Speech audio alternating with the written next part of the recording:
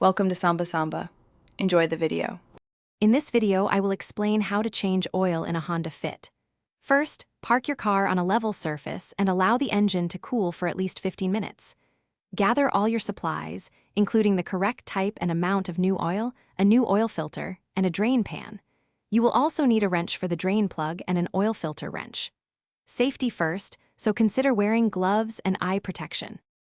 Now, let's get to draining the old oil.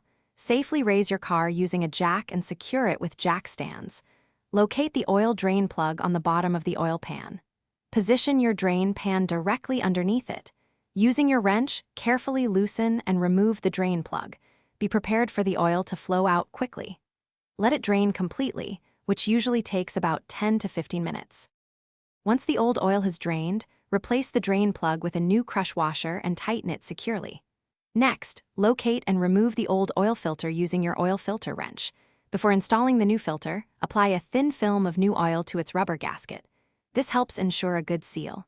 Hand tighten the new filter until snug, then give it an additional 1/4 to 1/2 turn. Finally, add 3/8 quarts of fresh 0W20 synthetic motor oil.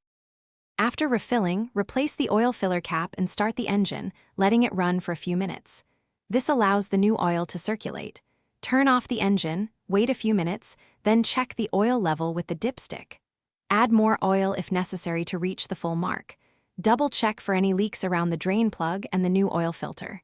Remember to dispose of your old oil responsibly. Also, don't forget to check the description for a link to the Owala water bottle and other great deals. Thanks for watching. Consider subscribing if we helped you.